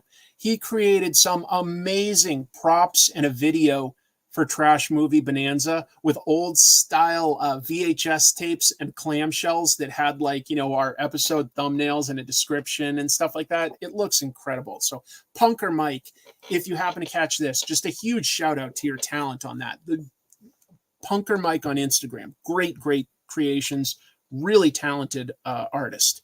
What else is coming up? So I know I've been really slow to get out a Comic Tropes, and I feel a little bad about that. I was a little distracted with trying to get ready to contribute to the charity live stream that I said I did last weekend. And overall, I'm really glad I did that. Like I said, we hit our goal. We passed $5,000, raised all for charity, for cancer research. That's a good cause. And then the other thing is I've just been fighting such depression that it's, I consider it a victory to just survive the day. All right. So I don't need to peel back the curtain too much and make you guys sad or anything like that. But I've definitely been fighting massive depression, like to the extent that I'm just like, it's bad. It's bad is all. And so that's slowed me down everywhere. But I do think I'll have a good Comic Tropes episode coming out that I think people will enjoy. I really think you will. And I've got a lot of ideas too, because I just realized we've got the Deadpool Wolverine movie coming out, and I've never really delved too much into Deadpool. We've also got the summer coming up. Today's Memorial Day. A lot of Americans consider that the first day of summer, for us anyway. And one cool thing about the summer for me is the beach. I grew up in Massachusetts. Jaws was a movie that I saw early on and really made an impact. So it might be time for me to bust out that super rare Jaws manga that I found on my last visit to Japan and break that down. Break down how the Japanese interpreted the Jaws story back in 1975. I think that could be a really fun summer episode. But anyway, I'm always open to ideas too. Oh, that's so nice that you got to see it. Thank you. Yeah, Punker Mike did something amazing. And Trash Movie Bonanza is still like, a work in progress that's growing. But personally, it's one of the most fun things that I do. It doesn't take a lot of time because we've got editor Jamie put it together. All that it really requires for me is at the end of the day, when I need a break, I can watch a trashy movie, and then I carve out a little bit of time where I get to sit down with my buddy Jim and talk about the movies. And that's so good for my mental health, people. And I really think it'll grow. I think that once we've got a library, it's something that might take off. And I'm proud of it. And we will do more comic book things here and there on the show. But anyway, yeah, so that's some stuff that I'm going to do. Did I do a video about the shark that's on the CIA hit list? I don't think so. I don't know anything about that. I don't think anything about that. Not Cruel Jaws. This is a literal Jaws adaptation in manga form. Gekiga, if I'm being technical, which is more adult. Very violent. Thank you so much for the super chat. Oh, that's awesome. I love making this show, guys. This is good for my mental health. It's nice that some of you guys say that it's good for you. I'll keep going. It was a British comic book. I'll read up on that. That sounds great. Thank you for saying that. I'm trying to do everything I can to take care of myself. I am socializing. I'm making a point of going out here and there. I'm showing up to my day job. That is good for my mental health. I'm making comic tropes and pros and cons and stuff. I'm just going at a slower pace because this depression can hit you and you can barely do anything. It's just an achievement to get your food. But anyway, all right. I had a great time, folks. Thanks for listening to me plug some stuff. Excited to read the comics that are coming out next week. Hopefully it isn't a stack quite as big as this. This definitely, my wallet felt that one. But yeah, I had a great time, everybody. Take care. And what do I say at the end here? I guess keep reading comics. I say it on Comic Tropes, so I'll say it here. Keep reading comics. Oh, I know what you guys like. Double salute. Take care. See you soon.